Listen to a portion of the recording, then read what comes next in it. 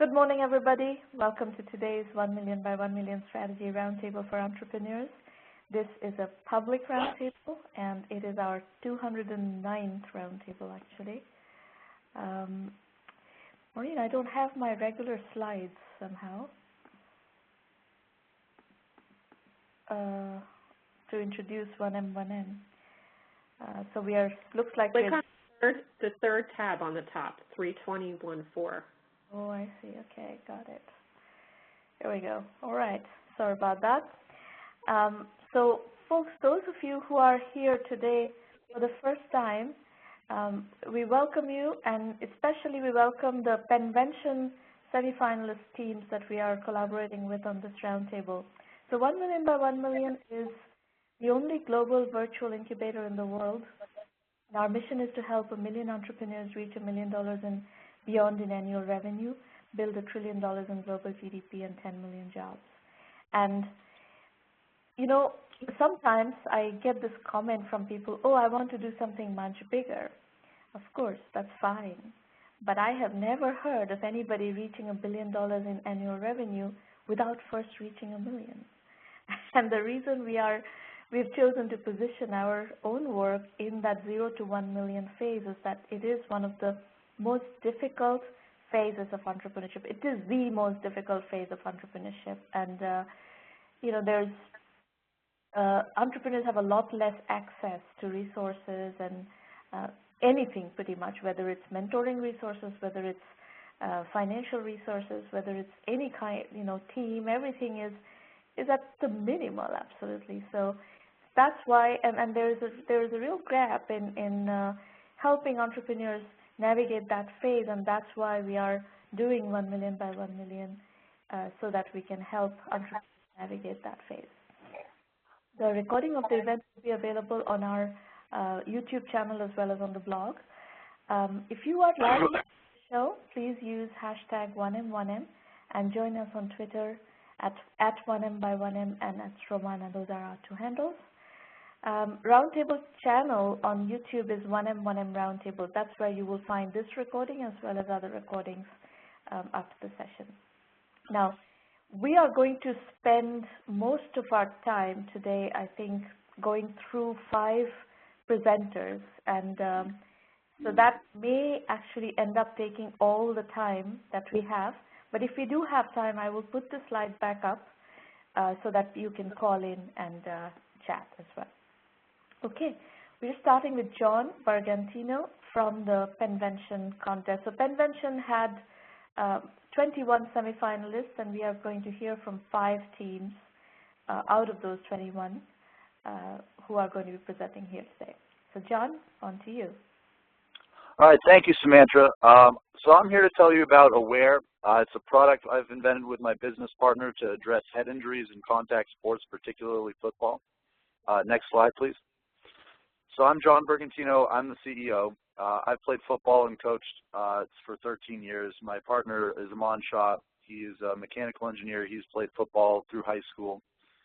Next slide. So brief overview of the pitch. I'm going to tell you about the problem, which is chronic traumatic encephalopathy. I'll tell you about Aware, which is our technology, which is the solution, and then the dynamics of the market for head injury preventative technologies. Next slide. So the concussion crisis in contact sports, particularly football, is a huge issue. It's basically recent advancements or recent developments in the research of head injuries has revealed that the type of head trauma that football players are exposed to can cause life-altering brain damage. It's a huge problem, not only because it affects over 4 million football players in the United States, but also because the NFL is a multi-billion-dollar industry that's being threatened by this issue. And the problem, the medical half of this problem is the disease chronic traumatic encephalopathy. Next slide. It's a degenerative brain disease. The big problem with this disease, what makes it so scary, is that it can only be diagnosed after death. And right now it's impossible to know if it's one major concussion or many small hits that cause the problem. So while it can't be diagnosed, there is one definitive way to prevent it, and that's to reduce exposure to head trauma overall, to get hit in the head less hard, less often. Next slide. So the problem with football is that players hit with their heads far more than they need to. So football can be played much safer. Players are coached to play safely in drills. However, at full speed, when you're running into each other, it's a lot harder to be protective of the head. We think the reason for this is that there's insufficient feedback when the football player hits his head. There are no pain receptors on the brain, and a big padded helmet reduces feeling when you hit your head and makes you feel like you're invincible. And so when you're playing at full speed, a coach can't see everything and tell you hit with your head there, that wasn't right. So basically players in their learning process don't learn to protect the head as well as they could. Next slide.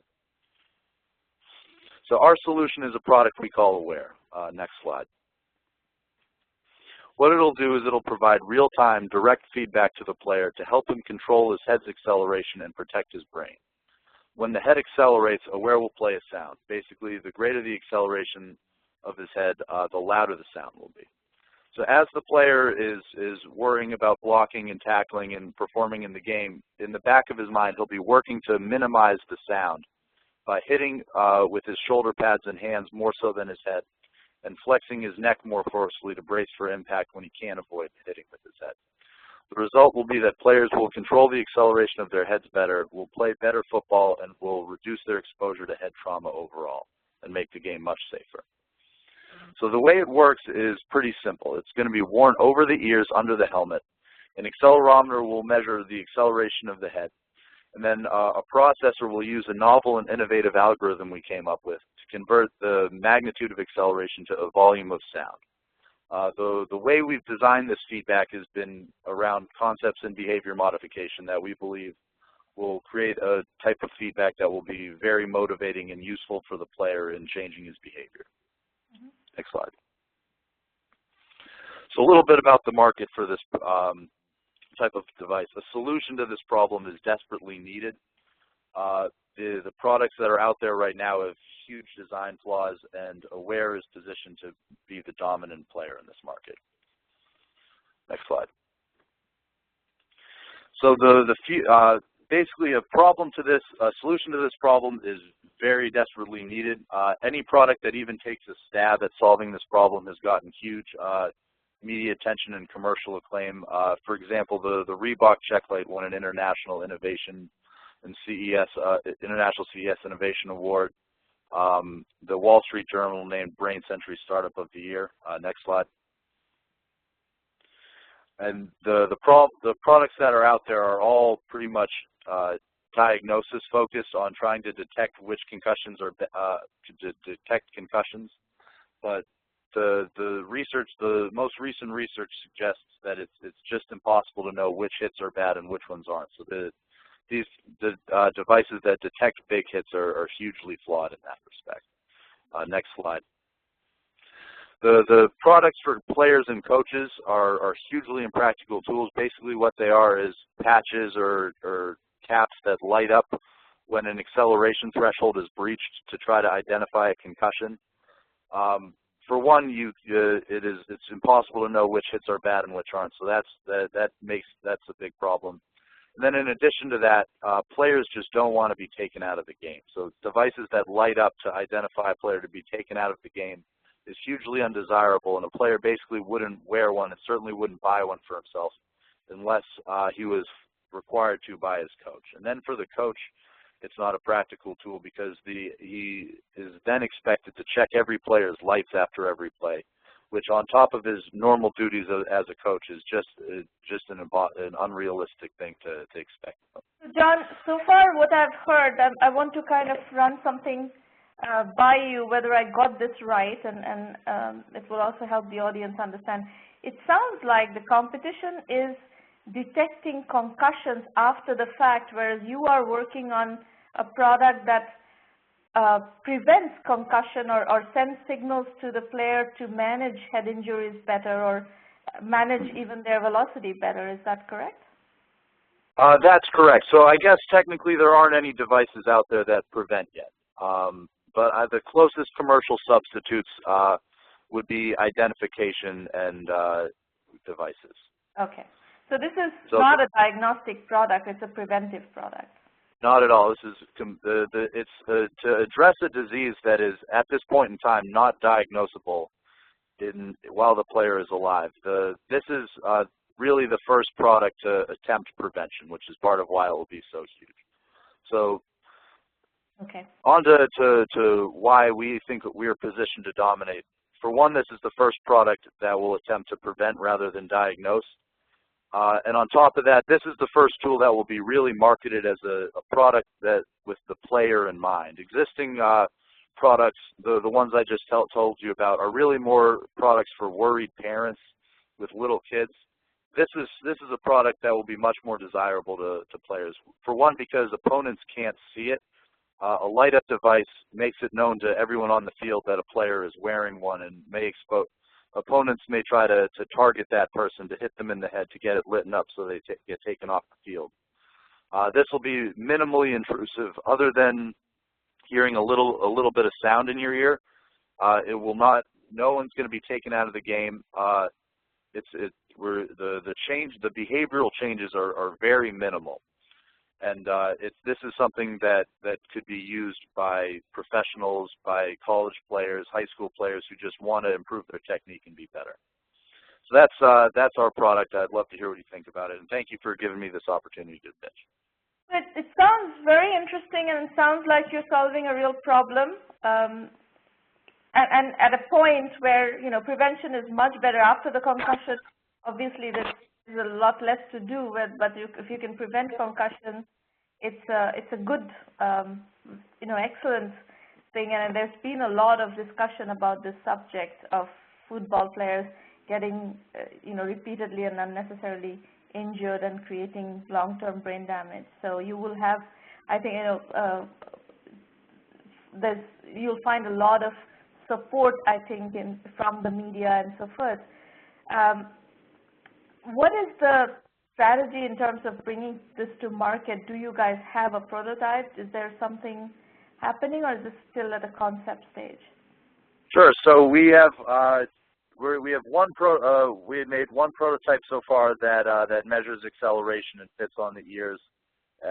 We're currently in the stage of producing more prototypes. The University of Pennsylvania, where I play football, has agreed to let us do a pilot test program in the fall. So right now we're seeking funding and developing a round of like 20 or so functional prototypes to use in the fall to test with the University of Pennsylvania.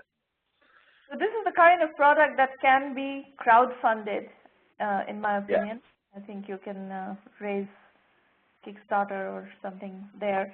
The one thing to watch for as you do the pilot is, does it change behavior of the players? If they're hearing that sound in the head, does that change the behavior of the players? And if it does, then you will get some level of pushback is my guess. So that's something that you have to monitor and figure out how it's impacting the players. Sure. Something to note is that the technique that the coaches teach is what we're trying to get players to do. The issue is that when they get on the field, they kind of forget everything that their coach tells them and hit with their heads. So what part of the reason we think it'll be highly desirable to players is that it will make their technique better. So okay. we're all pulling in the same direction. Then the other feedback I have is in terms of how you bring this to market. You're going to have to do a pretty significant market education exercise, but it's all doable in my opinion, with coaches and with players. And you can do it online with a significant online marketing campaign to bring the product to market. But all that is doable if you build this as an e-commerce business and with a strong online education and marketing program. I think it's all doable. Okay. Good. So good luck with your finals. Okay. Thank you very much. You're welcome. Next Appreciate it. Presenter from Penn is Spark, Solar-Powered Aquatic Research Craft. And the presenter is, we have a number of people. Christina, are you going to be presenting? Yes, hi, I'm Christina. I'm right here, and my partner Stephanie is here with me as well. All right, go ahead. Okay, so we're Spark, the solar-powered aquatic research craft. We're a team of seniors here at Penn. So back in high school, our teammate Sawyer was on a manned oceanography mission called Science at Sea, and he was introduced to the field of oceanography research, and he realized how crazy difficult and expensive it is for manned crews to be performing this kind of research. So fast forward to a few years later, and we're all 10 engineers, and given the opportunity. It looks like you are from Penn, but you are saying visit us online at cornell.edu. Why is that? Because our project is also a finalist at the Intel Cornell Cup, which is an embedded systems innovation competition. So that's our project blog. Oh, I see. Okay. We're all Penn students. Yeah, we're Penn students. So through our experience at Penn Engineering, he sort of realized that we've built the skills together amongst the 5 of us to create an autonomous research platform for low-cost oceanography research. So that's what Spark is. Unfortunately, you know, a lot of the world's oceans are unexplored, and all that data that could be gathered could be really useful to study things like climate change, biodiversity, weather patterns, things like that. And unfortunately, we can't really collect all this data with manned crews because it takes a lot of time and about $20,000 per day to $50,000 per day for manned crews to be collecting this data themselves. So we don't really have a lot of data about our own oceans. Next slide, please. So Spark is a low-cost and adaptable autonomous boat. It's a low-cost oceanographic research platform. It can be controlled remotely and programmed to follow GPS paths, and it will transmit that information back to researchers on shore. It's going to be built like a catamaran with pontoons and a solar panel with a tethered sensor payload so that it can measure ocean data at different depths. Next slide, please. This is just a rendering of the basic design. So you can see we have the main solar panel with pontoons and 2 motors on there for differential drive. And the boat's been built. It works. We've been testing it in the river, so it's fully functional. And so here, as we're thinking about our market, right now our competitors are mainly either buoys that are stationary, placed in the ocean that are pretty low cost, but not great at looking at data, you know, over a wide region or monitoring a certain region. So, or it's a manned crew that can move around, but you know, costs $20,000 a day for the crew to $100,000 a day, depending on the size of the ship, the type of data that needs to be acquired, the conditions that the boat has to go in. So when we look at our market, since there's a lot of different ways to segment the market, but we're thinking about it in terms of how we're going to actually sell the boat. So the 4 different segments tend to be research institutions, which have lower budgets, but are probably easier to get into because they have a really high need for this data. Right now, can't afford to get it, you know, on their own. We're also looking at smaller manufacturing companies. So there's a huge need in, for example, if you look at the Freedom Industries in West Virginia, that contamination. Smaller manufacturing companies who need to monitor the water around them to make sure they're not contaminating anything from diamond manufacturing to coal, all over. And then there's government, so that's going to be a really, really long sales cycle, but definitely a large market. And then larger manufacturing companies and big oil. So they're currently spending a lot of money working to get their, you know, to monitor the ocean around them. Next slide.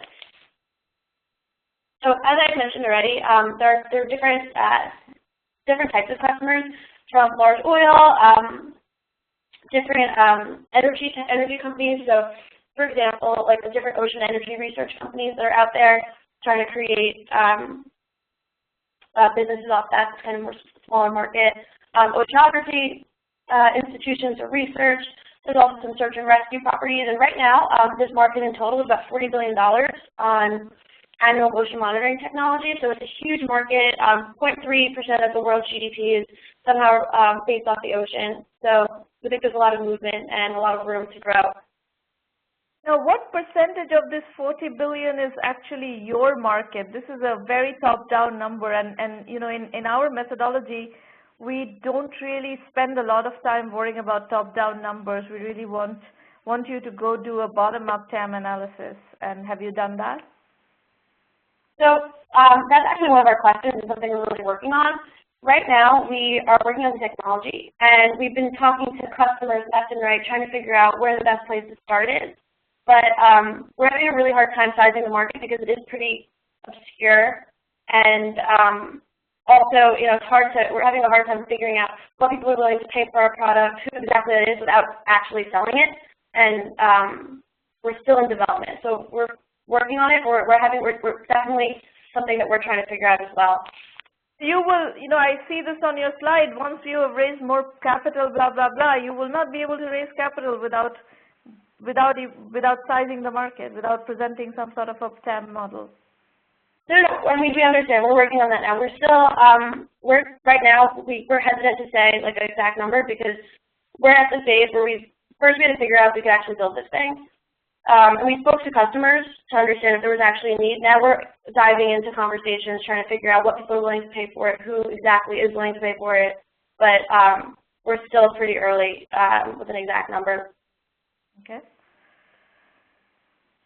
So sort of the plan that we have to acquire customers once our first fully functional prototype is complete is to do a small pilot program with maybe some small companies and research institutions where we manage them both ourselves and we're licensing the data so we can manage the quality, revise designs, change parts if we have to, and to just really verify how useful the data that we collect is to our customers. And then this would be a way to sort of get our foot in the door, and we think that this is the best method considering the stage we are in development for how we can raise capital.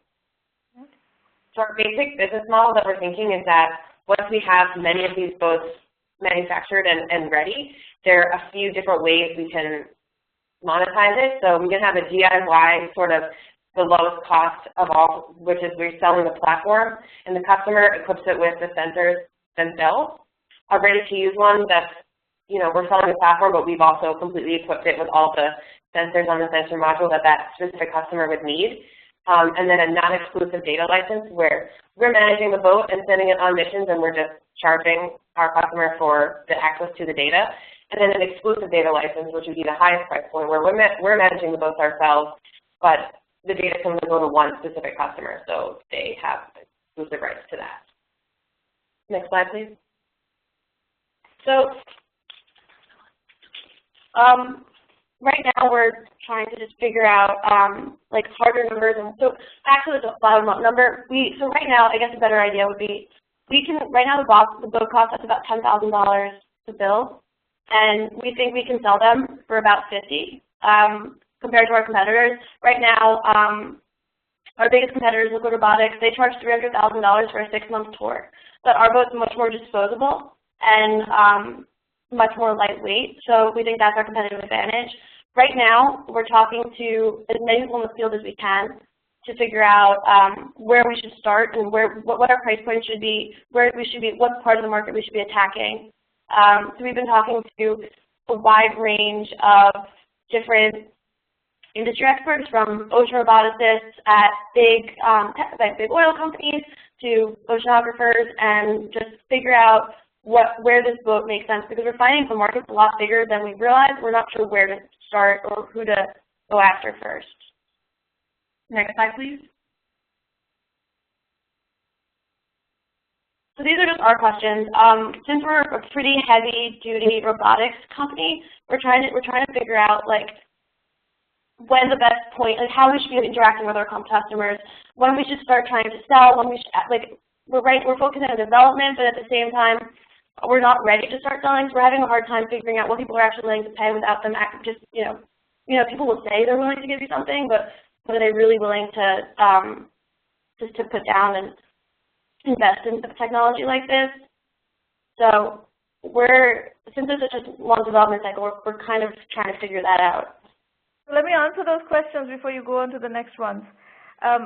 First and foremost, you need to determine which segment are you going to be selling to, and that is a function of which segment has the maximum pain and need for something like this. So you showed a bunch of different segments. You showed, I think, 4 different segments. Somewhere in there, you're going to need to find one that has, real serious pain around all this and is willing to, be kind of anchor customers.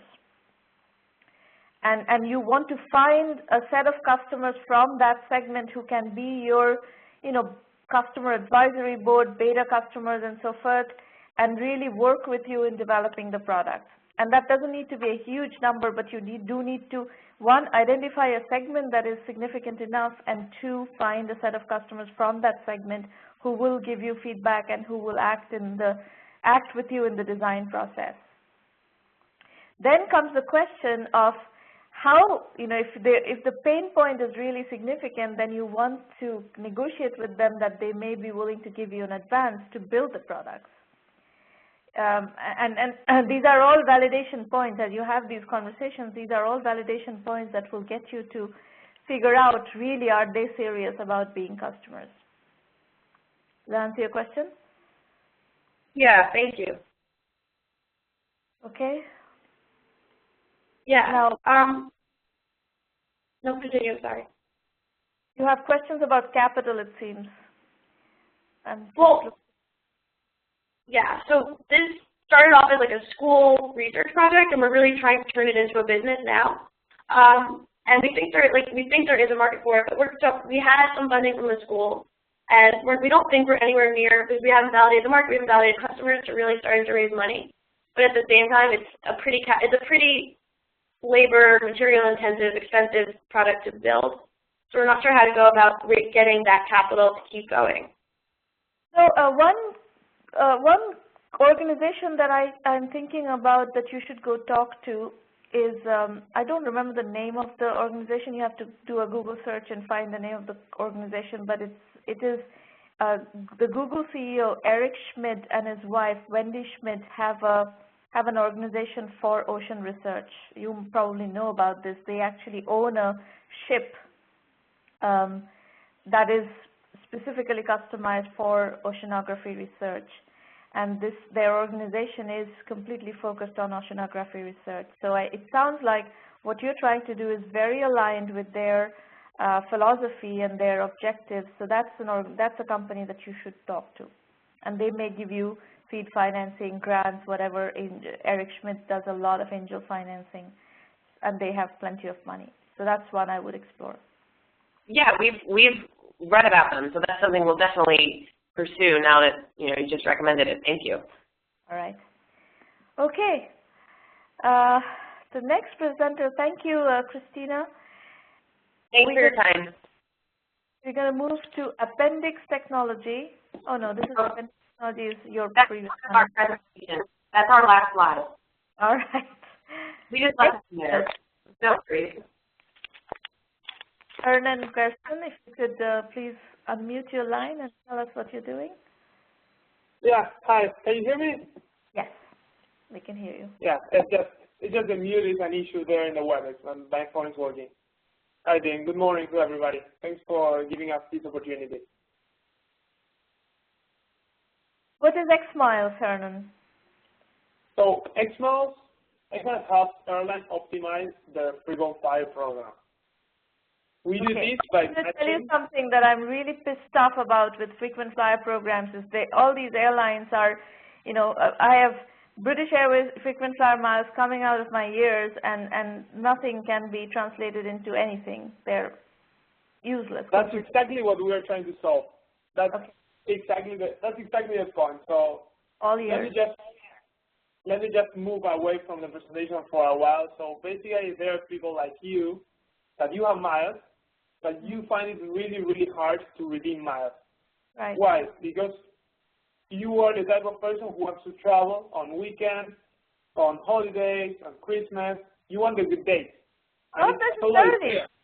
Not necessarily. You just can't redeem these miles. There's some airlines that are easier to redeem miles with. British Airways is terrible. Anyway, go ahead. Keep going. Let's hear what your thought process is. So I want to solve your issue. I want to make you able to sell your miles. Okay. You sell your miles, and then whenever you want, you have the cash there, and you can purchase whatever ticket. Okay. And why is this good? Why is this good for the airline? Because there's a mismatch. People who have a lot of miles normally tend to concentrate and want to travel the same day. People who are much more flexible and really don't care when they can fly, and they will be willing to fly in those empty red-eye flights, they don't have the miles. So redemption is always focused on the place where the airlines don't want it. Okay. And that is why it's so hard for people to redeem their miles when they want. Because there's demand for tickets to be redeemed where the airlines don't want them.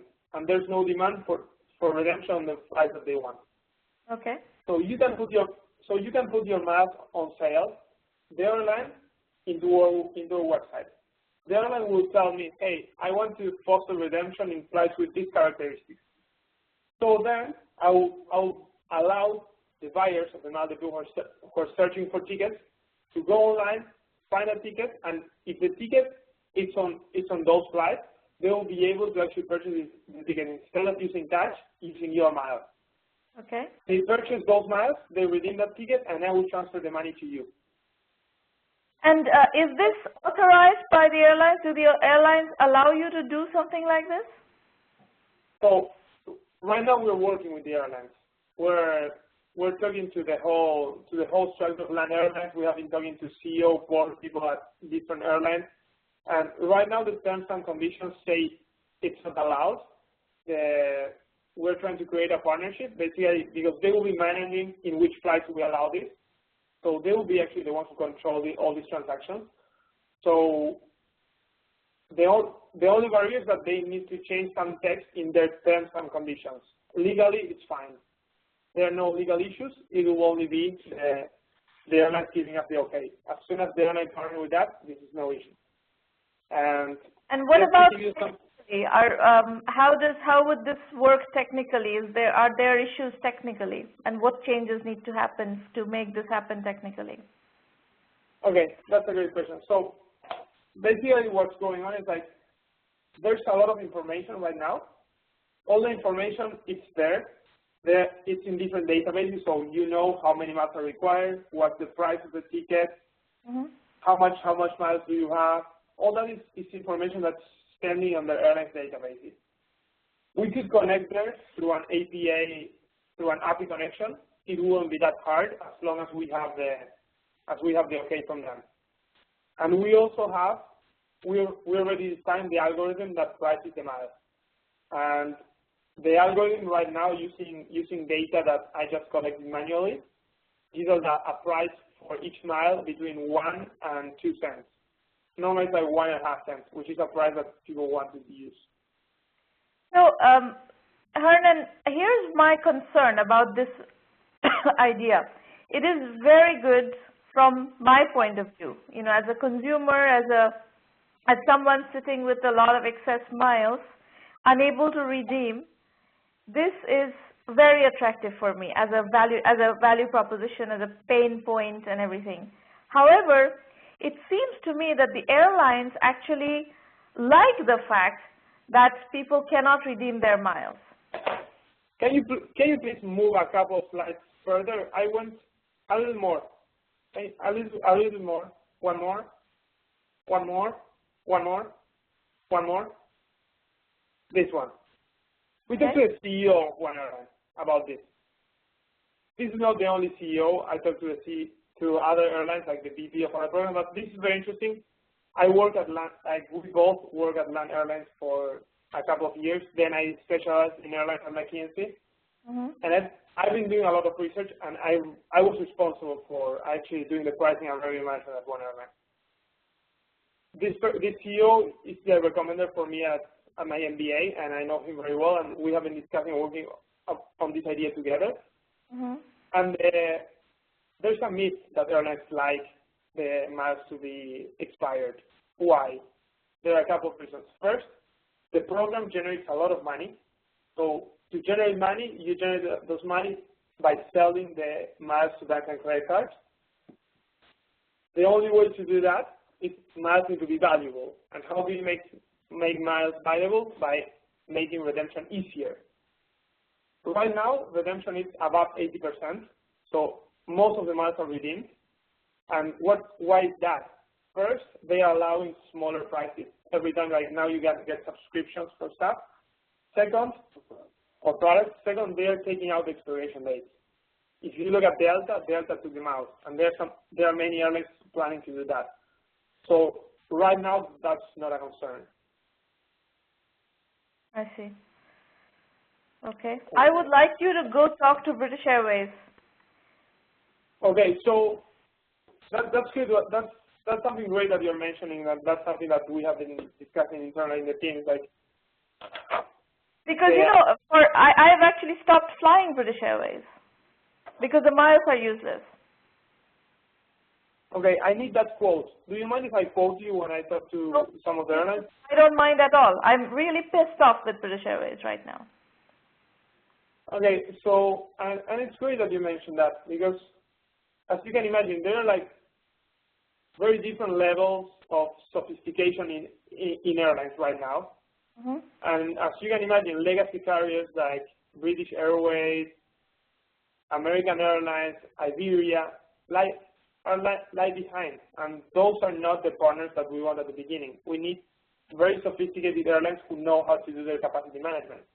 Well, but think about it. Actually, here's let me push back on that assumption, because it is the airlines that are losing customers who have a problem. Like I am later today, I'm flying Emirates to India, and I just used miles to, do an upgrade in one of the legs. It was very smooth. It was extremely convenient and easy and everything. So I didn't have to go through any hoops, nothing. I just clicked a button, the upgrade was taken care of. And it was a mile-based upgrade. So this airline is neither losing customers, nor are the consumers having a lot of problems using their miles, redeeming their miles. So for you to convince them to do something with you will be harder.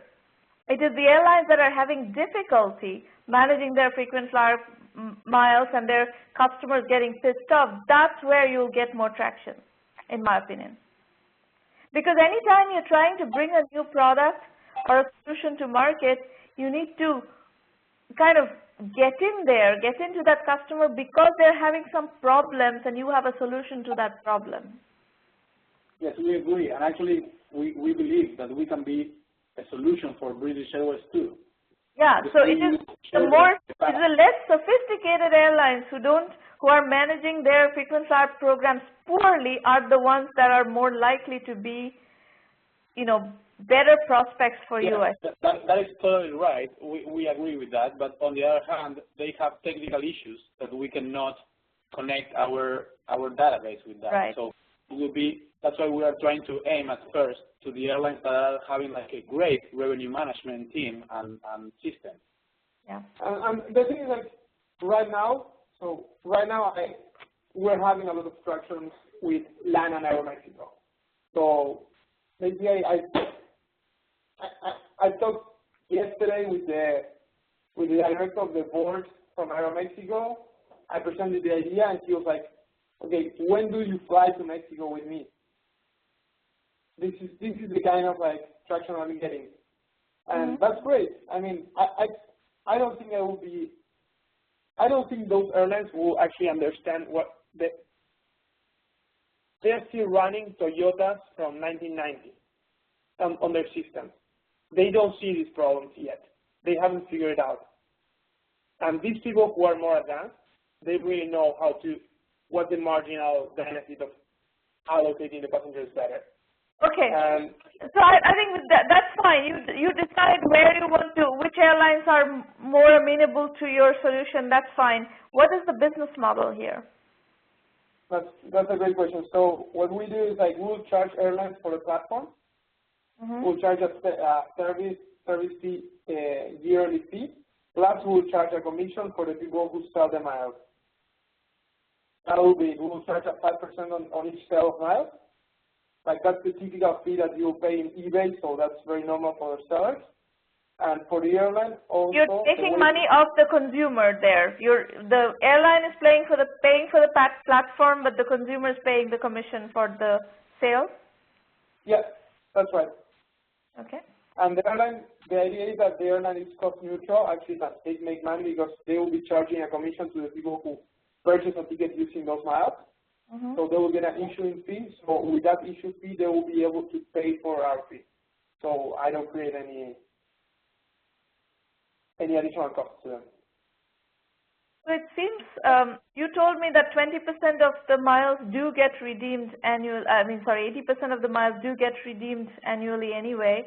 It's more the 20% that doesn't get redeemed is where your value proposition is positioned, isn't it? Not really, because if you think about that, if you have to go into the website like 5 times to be able to redeem your miles, especially for the people who are travelers, who are frequent travelers, they would like it to be easier. And we went through a couple of investigations. Actually, Deloitte made a very good study about the frequent flyer market. They surveyed more than 20,000 people, and the highest frustration for the people was that miles were not easy enough to redeem. Yeah. And by allowing this system, we're solving the problem. I like it. I very much hope that you continue working on it and make something happen here, because this is a real pain in the butt. Can we quote that too? Yes, yeah, we'll have to put asterisks or something. Yes. Yeah. Okay. As for the team, here's Pasha and me, Pasha and myself. We used to work at LAN Airlines together. Then he stayed at LAN for a couple more years. He became a commercial manager, and then he started his own company in Argentina. I moved to McKinsey, where I specialize in airlines. I've seen airlines all around the world. Alex is our finance guy. He used to work in banking and private equity. And Francisco is our engineering. He's our engineer. He's doing his master in engineering here at UPenn. So that will be us, like finance, airlines, and tech people.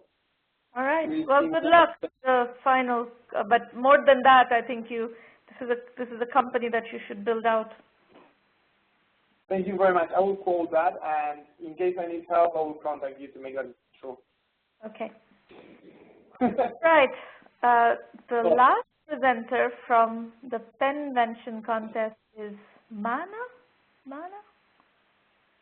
Yes, Jason, Mana. presenter. Go ahead. Can you hear me? Yeah. Is yes, that you in the photograph? Yes. So I'm Jason, and with my partner, Terrence O'Shea, we're working on a project called Mana. So as you could probably tell by the pictures, we're pretty active guys. We're pretty health conscious, which is really the inspiration for our overall project. Next slide, please. So from being health conscious, and also I've done quite a bit of clinical research in some hospitals, we just came up with this big long-term goal to organize and integrate personal health data in order to maximize the health outcomes and the way you achieve those outcomes. So after, this is obviously a huge goal, and we want to focus and keep focusing until we got something manageable. So we first looked at health and separated it into 3 different aspects, as you can see. And we decided to focus on nutrition, given that it's really the most universal aspect. Everyone has to eat. It's less invasive than medicine, and also there's this whole obesity crisis and this big focus on nutrition in the United States nowadays. Next slide, please. So then we started thinking about what's the target audience that we want to focus on, and we thought about ourselves. So we thought that people like us, young professionals and college students, are a great target audience. For us, we know the problems that face our group. As a group, we're willing to try new things. We're really interested in technology, and we're really interested in web advertising. So after thinking about that, we tried to think about the problems, why we as a group are not eating healthy and why we're not keeping track of our nutrition. So we concluded the enumerated things that we often have busy schedules. We don't like to pay a lot for food. We don't know how to cook. It's easier to do other things, and we're just, in a certain way, we're somewhat lazy and don't like to take the time to keep track of our health. Next slide, please. So then we came up with this more focused problem. How can we, as college students and young professionals, eat tasty and nutritional meals while keeping track of our diets with our busy schedules and also a number of the other factors mentioned in the previous slide? So there are 2 parts to the answer that we came to. First, when we thought about creating nutritional meals and ones that are economical, we concluded that we have to start cooking more as a group, which is why we want to create a cooking device that is simple to use and is basically foolproof for anyone in our age group. Next, to track our nutrition, we wanted to create a mobile app. And then finally, we thought, why not just merge the two to maximize health outcomes. Next slide, please. So first, our cooking device. So it's a combination microwave convection oven.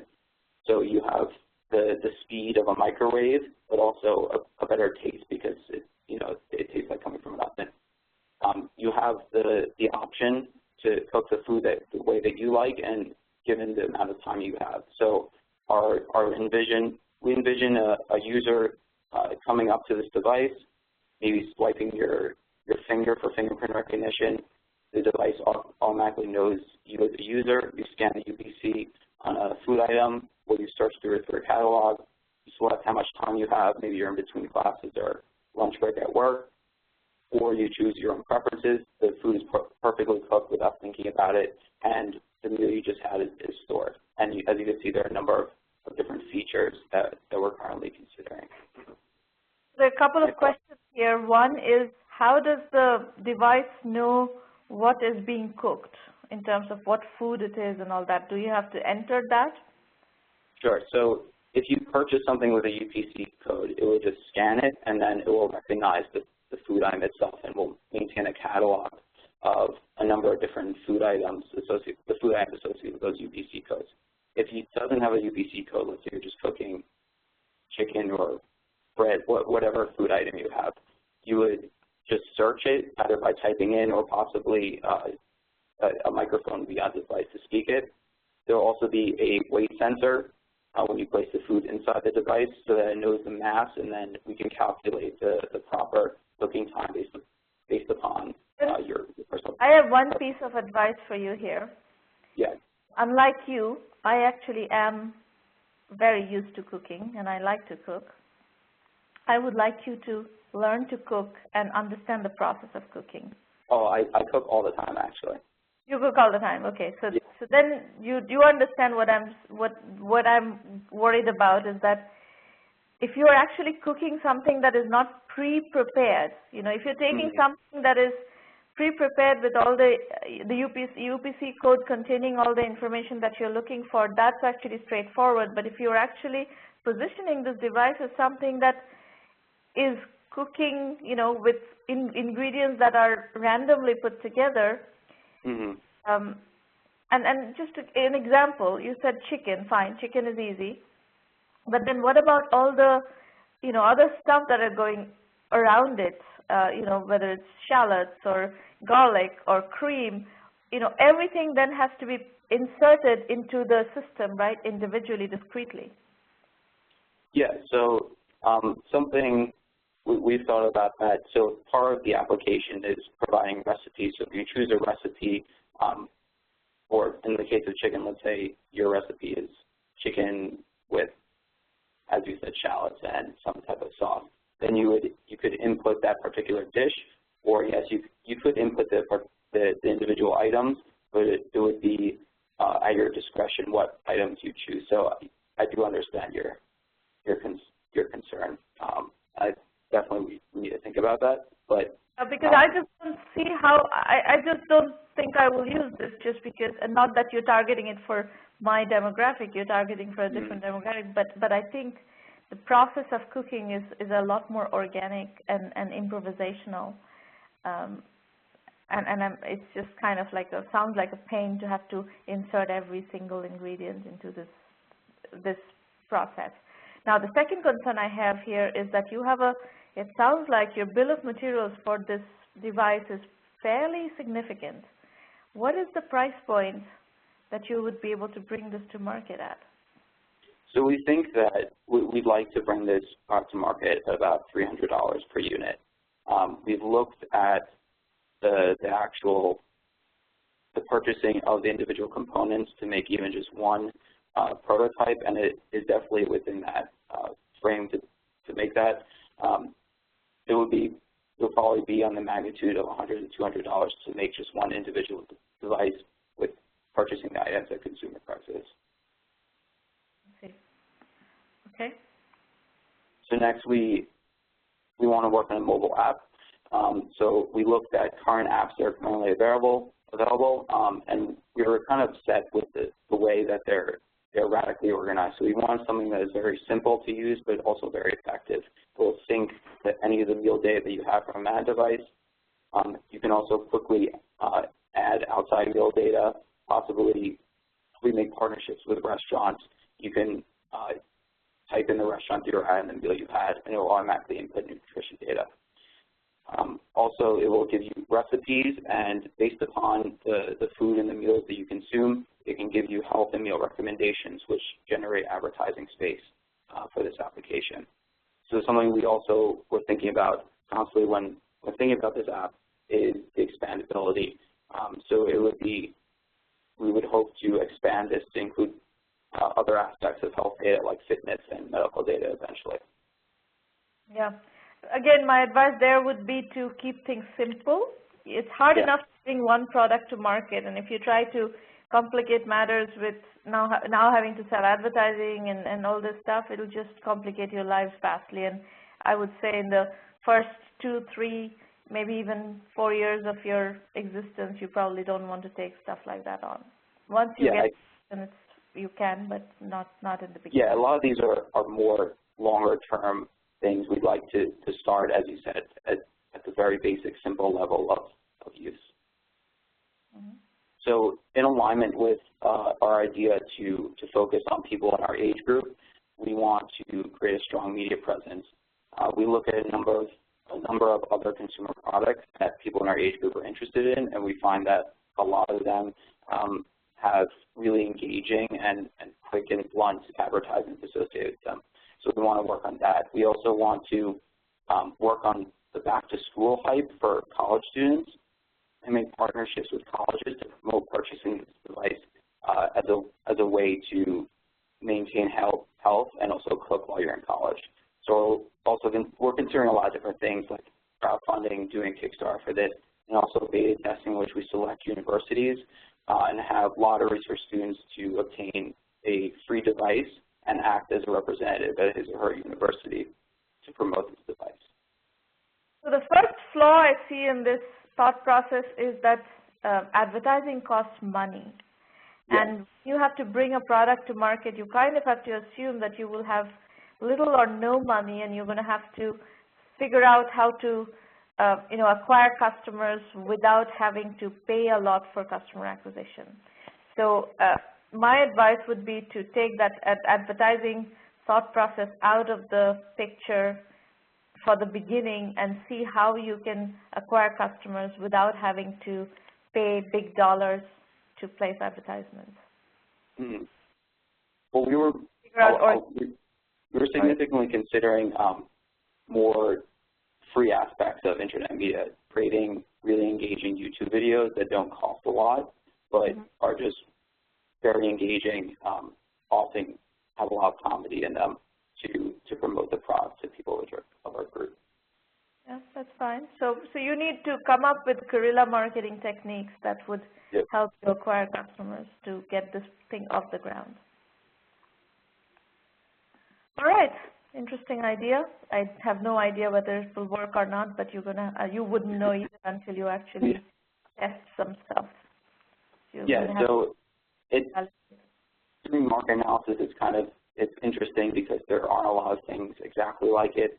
Surprisingly, there actually are microwave toast server and combos, but they haven't really been successful, and we think they're really targeting the wrong type. They're targeting an older age group, people who actually know how to cook and would rather use an oven rather than a microwave. That's what you think. So again, you need to validate your assumptions. And that's one thing in our program, from a methodology point of view, we emphasize very, very heavily validation. So every assumption you make, you have to figure out how you can validate those assumptions. And you also should understand why those other things failed. Your assumption is because they're targeting an older age group. Is that so? Are there other, factors that cause these appliances to fail?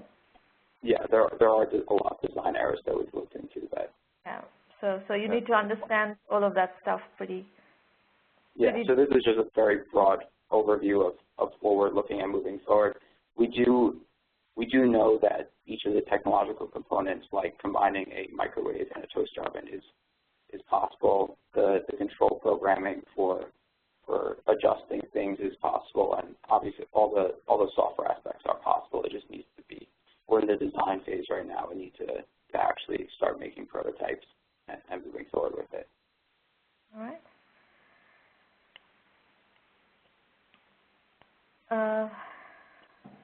So your question is concurrently focusing on both the device and app is too bold. Yes, possibly.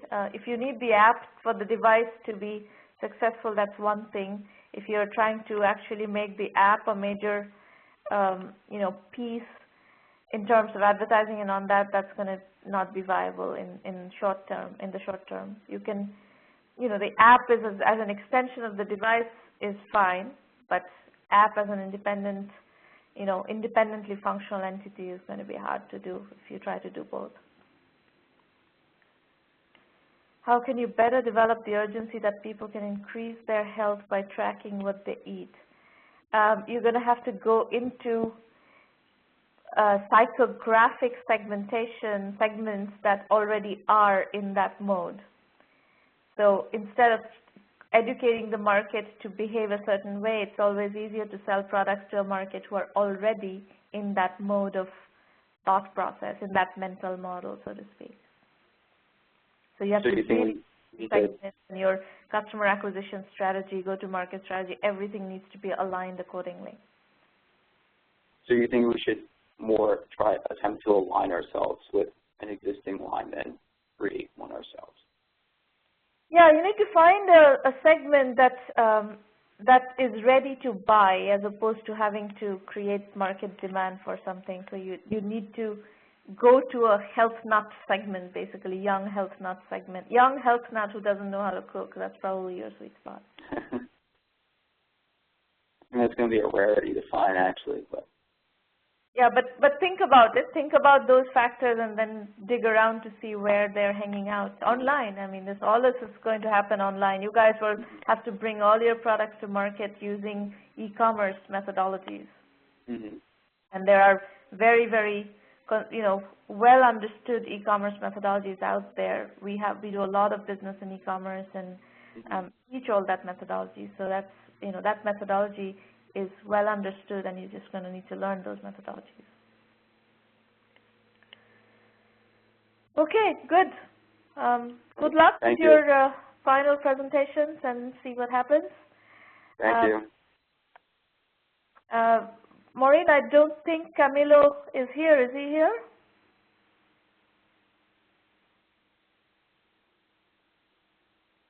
I don't see Camilo in the room.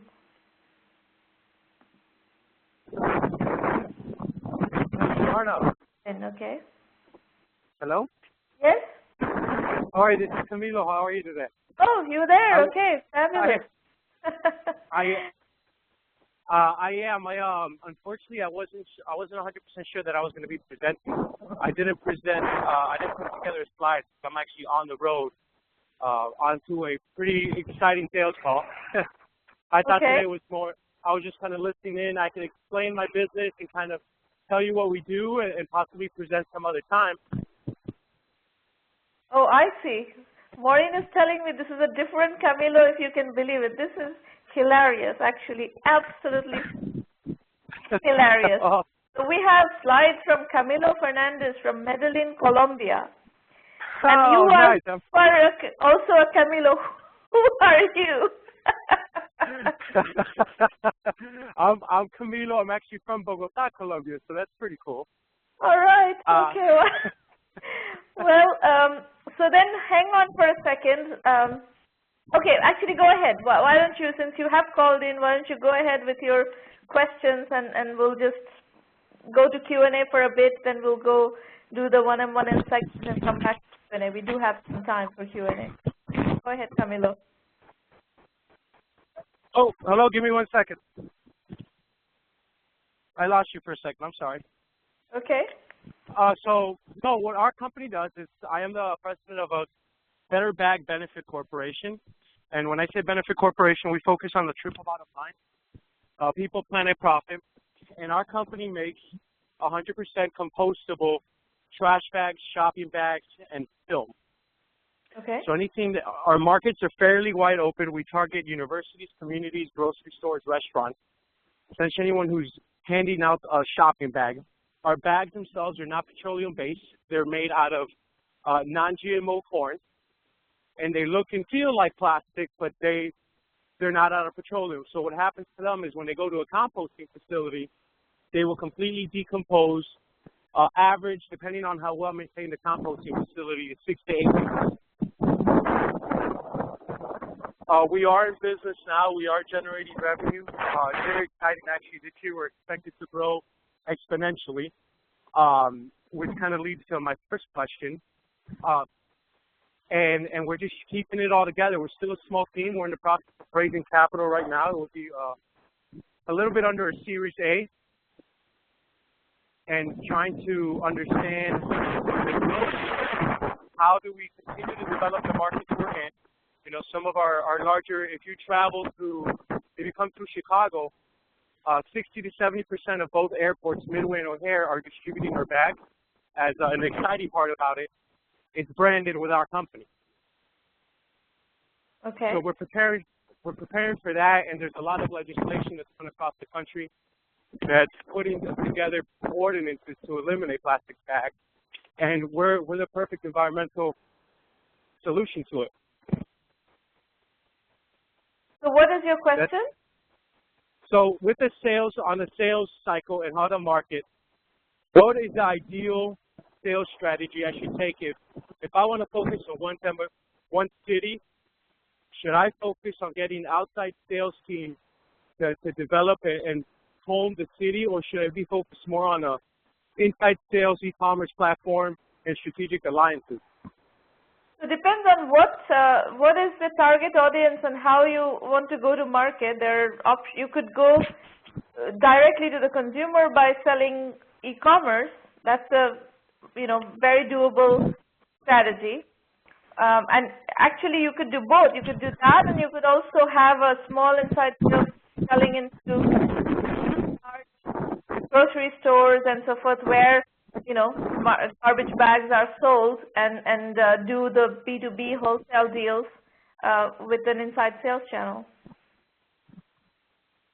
Okay, so it's a little bit of everything. Depends on which vertical. And the exciting thing for us is we have several more verticals that we're establishing. But when you're tight on capital, what is the most cost-efficient way to do it that you're aware of? When you're tight on capital, you're going to have to get to the market that is likely to buy and generate cash the fastest. Gotcha. Okay. Yeah, and the issue is most of the distributors are all net terms, high net terms. And sometimes. That plays havoc with cash flow. Yeah, exactly. And then are you PO financing and PO factoring? Is that something that you would recommend? Have you used those in the past? What? Say that again. What financing? PO financing and PO factoring. Factoring. Yeah. So yeah. Yes, absolutely. That's one of the ways to mitigate cash flow. If you have contracts and if you have receivables, receivables financing is very doable. Yes, we have. Okay, perfect. As long as they don't get you too bad on the interest, right? Yeah. And then I guess my final. I mean, it's a matter of time, right? You have to get through the early phases where your cash situation is complicated, and even if you pay higher interest, at least you can get further. You're still keeping the light on. That's right, and early stage cash flow management is one of the trickiest things. Oh, that's good to know then. Okay. And my last question, I guess, and this is more on the personal branding side. As building a business, as a president, obviously you're wearing so many different hats. How important it is in today's world for me to spend time and allocate time on building my own brand and doing things for Camilo, tying it into the company? So you know, my guess is this is something, I don't know, we have to look at the competition. What I can't, off the top of my head, comment on the right branding strategy for you without looking at the competition. Perfect. Okay. No, that makes total sense. Thanks for the candor. And what I would ask is hopefully sometime in the future then I can actually put a presentation and go a little bit more detailed. Yeah, sure. Feel free to do that. Okay, thank you, Camilo. It's very funny. Double Camilo appearance today. Okay, I will spend a few minutes explaining to you how we at 1M work with entrepreneurs, and then I will the slides back on for call-in instructions, and any of you who want to chat about anything are welcome to dial in. And if you like what we are doing, please refer serious entrepreneurs to 1M. Really important for us to get the word around, and we get the word around through you and finding value in the program. So please help us out on that front. So resource-wise, everything for 1M is 100% global virtual incubator accelerator. We do both incubation work and acceleration work intensely, and we work globally. We are the only company in the world that is doing acceleration and incubation globally. And we are 100% virtual. So your journey with 1M will be hugely concentrated on the 1mby1m.com website and related forums like this, like these virtual sessions, conference sessions. We have a blog that is chock full of case studies, learning materials, trend analysis, and all kinds of things. So please take a look at the blog, and you will learn a lot.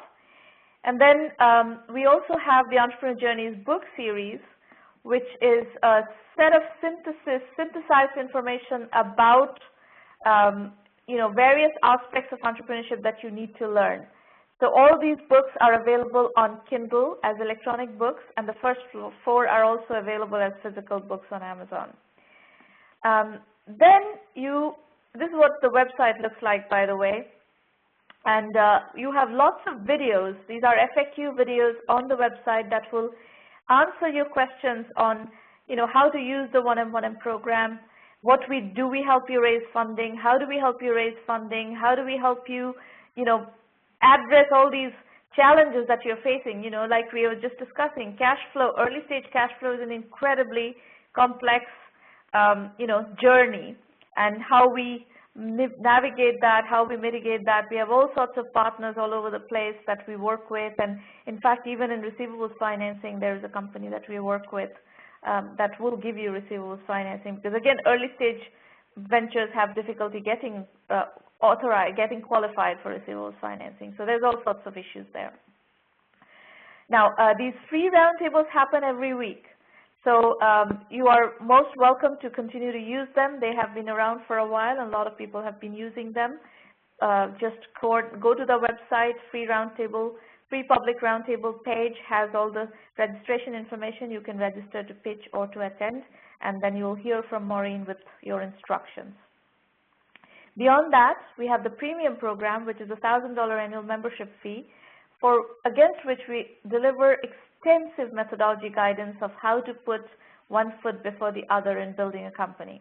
We have a great curriculum. We help you with business development, introductions to potential customers, channel partners. We help you with strategy consulting, similar to what you saw here, but in a much more intense mode in our private roundtables. And then we also help you with financing, if you are financeable, and we'll help you learn what is financeable, what is not financeable, from where you are, what do you need to do to become financeable, all of that. And then we also help you with media relations. We have a lot of clout in the media, and we help you, get coverage.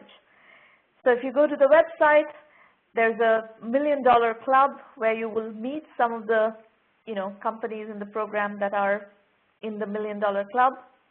You will also find an ROI analysis of the 1M value equation. So quantifying the 1M value equation explains to you all the different vectors in which we deliver value.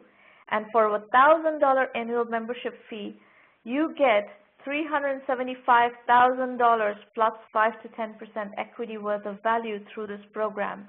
It's incredible. We hear it all the time from our entrepreneurs who are using the program heavily, that we've got so much more value than the fee, the membership fee that we have paid.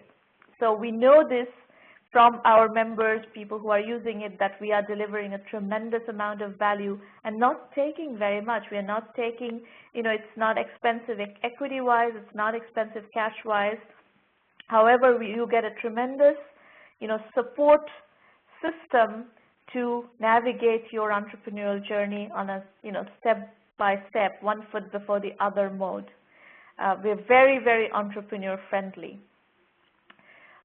Then we also provide you an orientation material on how to use the program effectively. There's a self-assessment that I recommend you guys take a look at to calibrate your businesses. It just puts you through the kinds of questions that you have to answer to strategize and how to put one foot before the other. And if you're going to raise funding, these are questions that are going to come up inevitably. So take a look at that. For premium members, we have curriculum modules that also teach you what you need to learn, what you may have knowledge gaps in areas where you have knowledge gaps. So this is all a lot more information about the premium program that you will find on the website, including video FAQs. Now, the way we've designed the curriculum is because we've done so many years of, mentoring, direct mentoring on a regular basis, both in our private and the public sessions, we have a deep level of understanding of what kinds of issues early stage entrepreneurs are dealing with. So we've taken that body of work and triangulated it with another body of work that we've been doing since 2006. We have been inviting successful entrepreneurs to come to this forum and developing case studies based on conversations with them where they relate their journeys, their lessons from the trenches, how they have mitigated and navigated commonly faced challenges. We know your challenges, and we now know how all these successful entrepreneurs have mitigated and navigated these challenges, and we've stitched up a very powerful curriculum that is delivered in video lectures and case studies that you can do at your own time. You can do it in the middle of the night, you can do it early in the morning, you can do it whenever it suits your schedule, and you will pretty much learn everything that you need to learn in navigating your startup. And this is how we have made it scalable. This program is scalable because we have developed such a powerful curriculum and people are finding immense value out of it. So the curriculum actually has 7 core topics that we cover: bootstrapping, positioning, market sizing, customer validation, financing, customer acquisition, and team building. Every entrepreneur needs to learn these topics. And then the electives have another chunk of topics where we do a lot of business. Web 3.0 and e-commerce, we have a very significant web business including e-commerce practice. Cloud computing and business solutions is another big practice. Outsourcing and consulting, mobile and social apps, healthcare, IT, online education, gaming, all these are topic areas where we see a lot of action these days. Our methodology is lean, capital efficient, bootstrap startups, and that is because even if you want to raise financing, you will have to do some level of creative bootstrapping to navigate yourself to some level of validation where you become financeable.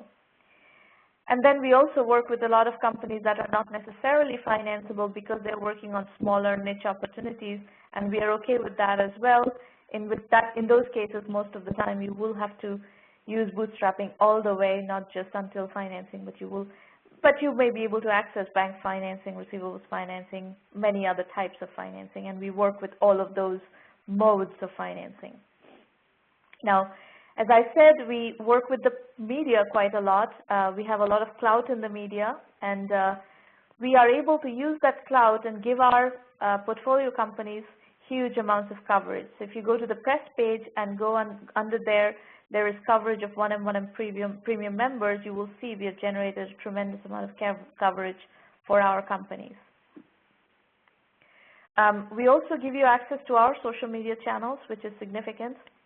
In fact, Twitter, Facebook, LinkedIn, all of which we have significant presence in, and you will be able to access our channels through a methodology that we will explain to you as part of this program. We let you use our blog. We give you lots of coverage on the blog, which is also a very well-known blog in the technology industry. A lot of investors, customers, channel partners monitor the blog. We have an affiliate program, by the way, those of you who are in the business of supporting entrepreneurs, and if you're looking to partner with a proven incubation program, you can become an affiliate of the 1M1M program, and we pay 10% affiliate commission. Upcoming free roundtables, we have one more in March, and then two more in April. I'm actually traveling later today, and we're going to miss one while I'm gone for 3 weeks, and while I'm gone, we're going to only miss one roundtable, but we will be doing the March 27th and April 10th roundtable. It's the April 3rd roundtable that I'm going to miss for other commitments. So I hope to see some of you at the upcoming sessions. Those of you who are working on developing markets, we have a book, Vision India 2020. Even though it focuses on India, there are $45 billion ideas in this book, and it applies to all developing markets. So if you're looking still at an idea stage and trying to figure out what you want to do, this is a very good ideation book. We have a program called the 1M1M Incubator in a Box that a lot of our partners are using to launch or expand their own incubation capabilities. And we are working with a lot of the technology major companies, Oracle, Nokia, SAP, Microsoft, blah, blah, blah. And Incubator in a Box is essentially a very easy, convenient way for partners to launch their own incubator or expand their own incubation capabilities. So if you're in that position and if you want to use our Incubator in a Box to partner with us, we are very, very we're very good to partner with because we are very flexible and very lightweight processes that are highly appreciated by people whom we work with. A bunch of different books, recent books that are useful for different topics. We have a large following among women entrepreneurs, and this book, Feminism, is focused on women entrepreneurs and a lot of the issues women entrepreneurs have to deal with. And so forth. So that's it. And if you want to call in, the instructions are on your screen now. You're most welcome to call in or even ask questions in public chat. So let us know if you're calling in. We have just about 13 more minutes left in the session, so we could handle some of your questions. Anybody? Questions, comments?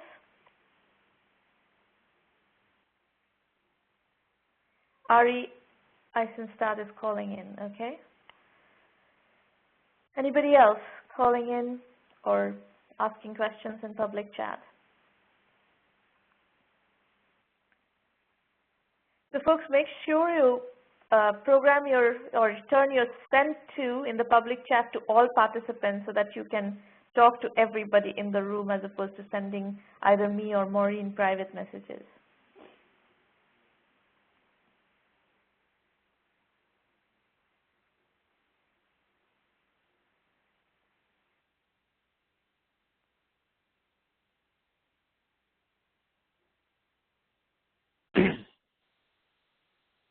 Are you on the call?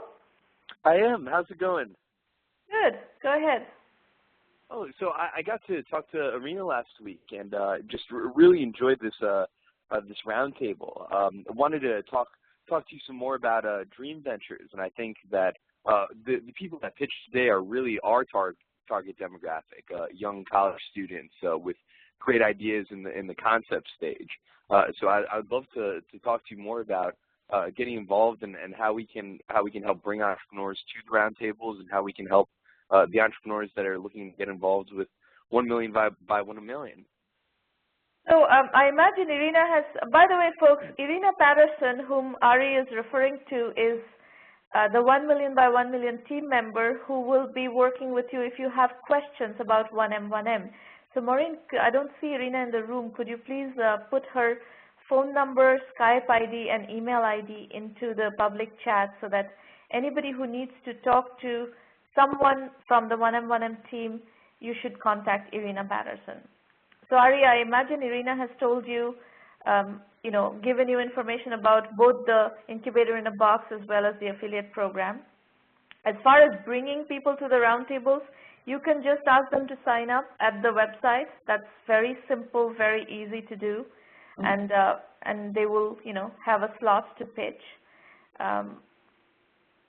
So we are very much an open program, right? Anybody can sign up, anybody can use the free sessions, and then if they want to sign up for the premium program, again, they can sign up online. If they need to talk to someone, they can talk to Irina. That's how we work. Awesome, and we really share your vision of helping that 100% of entrepreneurs, and not just that 1% that are in the running for venture funding. We really want to be able to support that mission. So it's really something that we're definitely in line with. So I just wanted to thank you again. Hope you have a great time in India, and looking forward to coming roundtables. Thank you. Thank you. So Maureen has put Irina's phone number and contact information here. Irina's email is irina@1mby1m.com. Her phone number is 786-301-2456, and her Skype ID is Irina_Patterson. Any of you can contact Irina through any of those channels and get help about, answering questions about the program. She's not going to coach you, but she will be able to answer questions about the program.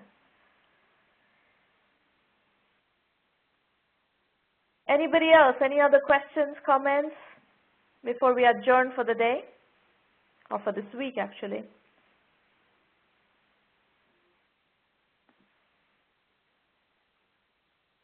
Yes, no? All right. I don't see any further questions, and I don't see anybody waiting on the phone line either. So we will see you back here next week, and please feel free to register online and book your slot if you're planning to present. And I look forward to working with you further. Thank you very much. Bye-bye.